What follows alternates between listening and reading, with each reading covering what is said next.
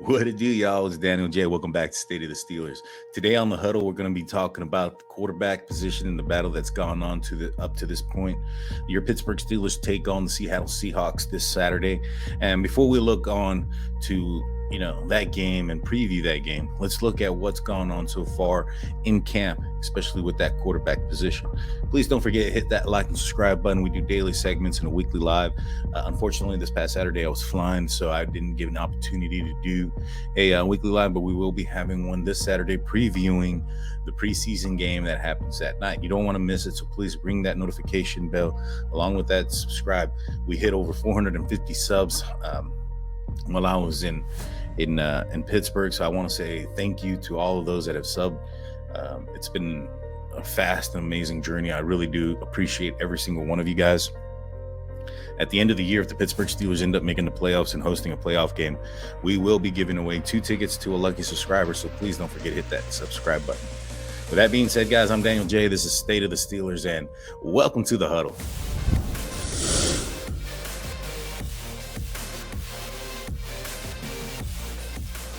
So as I mentioned before, I was actually out in St Vincent College in Latrobe last week for training camp, and I got to personally see the quarterback battle and the quarterback position.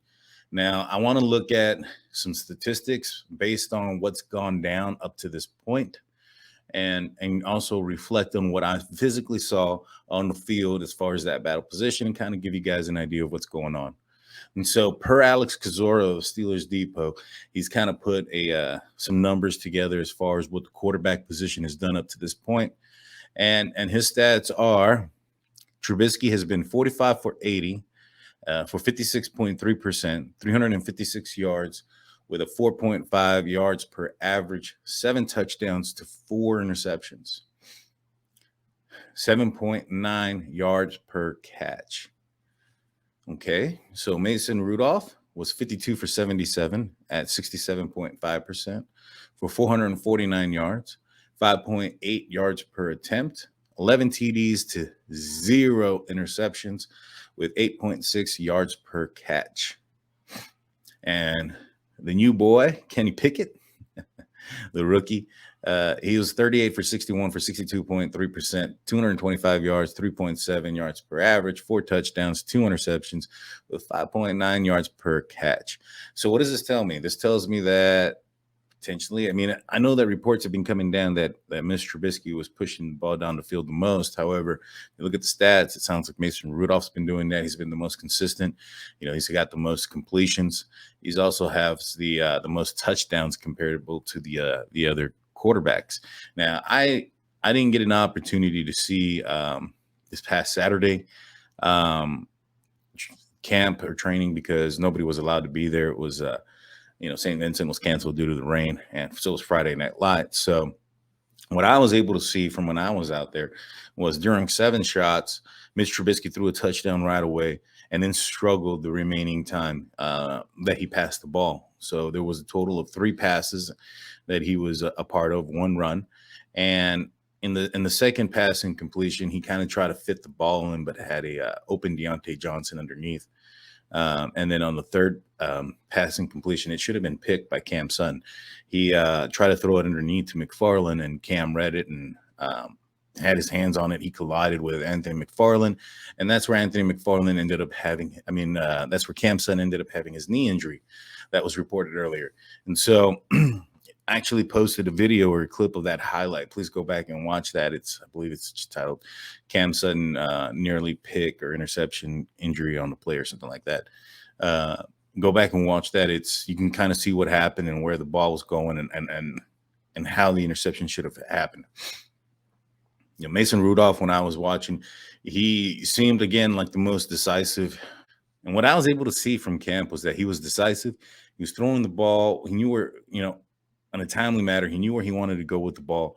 He looks the most comfortable, which he should be. He's had 5 years with this team, maybe not 5 years in this exact offense, but he's had, he's the only incumbent quarterback on the team. Now, leading up to that day, Mitch Trubisky hadn't thrown a touchdown in 7 shots. When I was out there, he threw a strike there to George Pickens early. he's getting better. He's getting more accustomed to the team. Now, one thing that's not taken into context when we're looking at these stats is who is Trubisky playing with? You know, if we're going into a regular season game tomorrow, right, or even this Saturday, and he didn't have his running back in Najee Harris, he didn't have the tight end Pat Freiermuth. Deontay Johnson was out for most of the time. If he didn't, Deontay Johnson was out as well. Claypool is also out. If the only guys that he had going with him was Benny Snell, and on the outside he was looking at Cody White and Pickens and Austin, and they're two rookies who haven't proven anything, which have flashed and have shown some potential stardom in their game.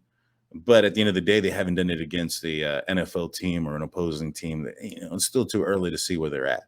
If we're going into a game with all these injuries and all these people out, going up against a very good defense, I think that the fan base would probably understand that we'd be in for a battle, that it probably won't be the prettiest. It doesn't matter who's the quarterback in that situation with so many players that aren't participating. Now, with that being said, here recently, TJ Watt, Cam Hayward have not been in the mix. Minka hasn't played this entire preseason due to a injury that he had in the offseason riding a bicycle when he fell down and injured his wrist. And so the defense isn't even up to 100% strength as well. Miles Jack has also taken out some time away to, for vet days and whatnot.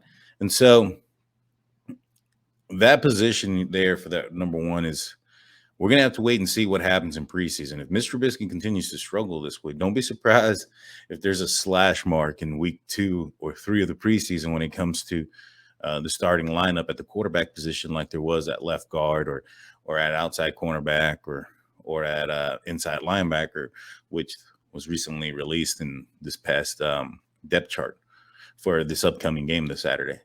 And so I can say that also Pickett is starting to look better. When I saw him play, he had 1 pass and 7 shots. It was a touchdown pass.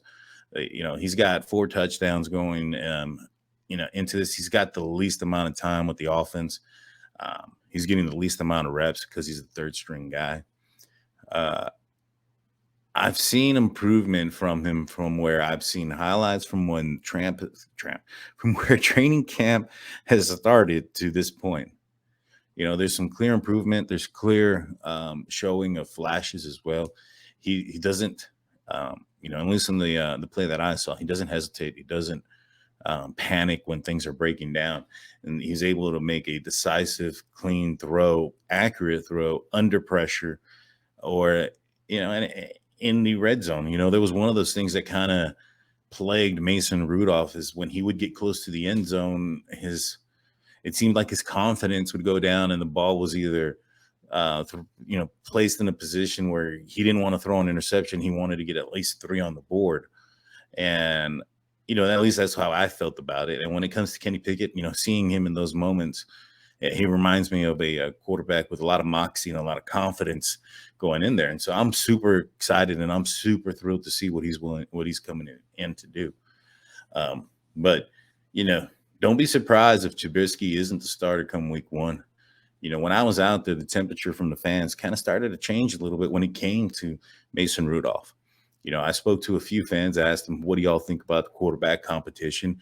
Who do you think's in the lead and whatnot? And everybody's like, man, surprisingly, it sounds like, Mason Rudolph's there. Hopefully he, if he ends up being the starter, hopefully the Pittsburgh Steelers can do something. It's more positive than in the beginning of the year, in the beginning of the offseason. At the beginning of the offseason, it was out there that majority of fans were like, if Mason wins the job, it's a 7-10 season. It's a losing season. Even Ryan Clark said if Mason Rudolph's a starting quarterback in 2022, the Steelers are not the team he loves. Yeah, whatever, dude. And so, with that being said, I'm for one excited about this competition. I don't think that the line of play is going to be anywhere, outrageously there as far as any of these quarterbacks as far as separating from each other. I think they're all going to be fairly close to being a similar QB as far as talent goes this season. So I'm not very concerned there. As far as I think that whoever wins this job is going to play poorly. I think that if it's Mitch Trubisky, Rudolph, or Kenny Pickett at this stage in his career, I think that the play or the expected play should be relatively the same. And that's kind of what the numbers say, so to speak.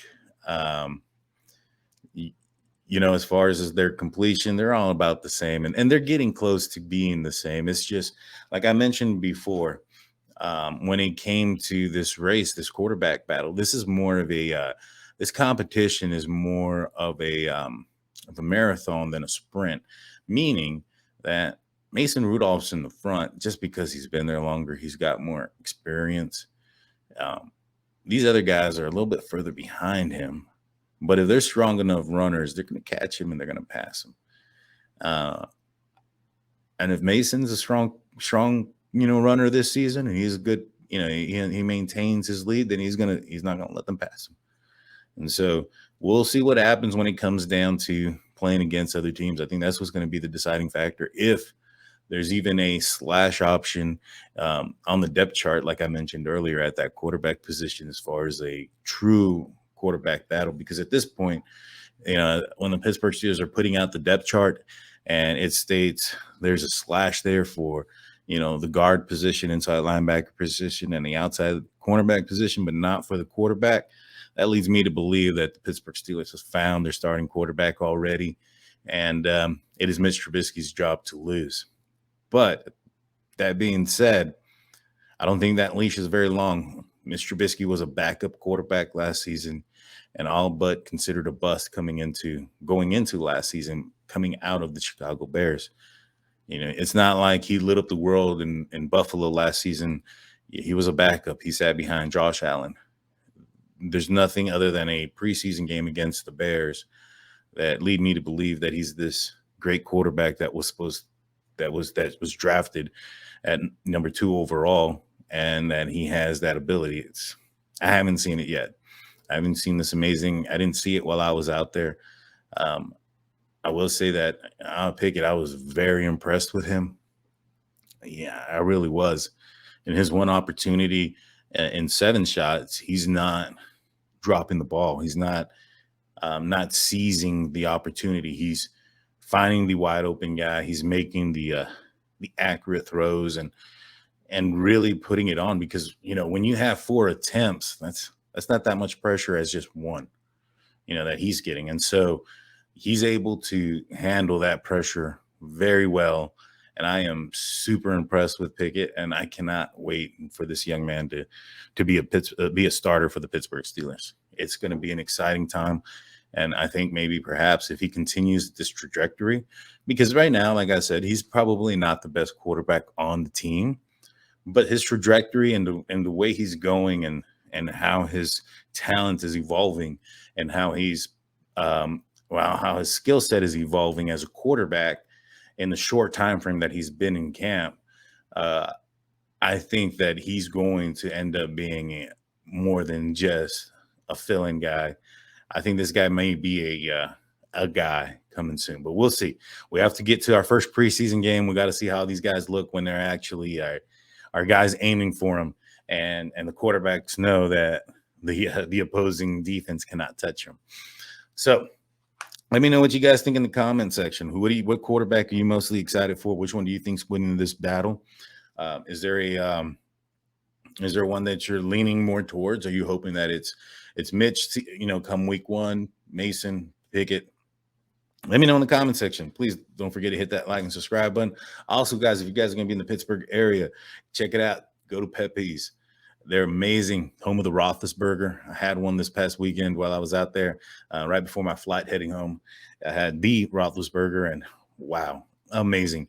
In fact, I did a little bit of a vlog that I'm editing right now. Probably out maybe Tuesday or so, about my trip and my experiences in Pittsburgh and in Latrobe.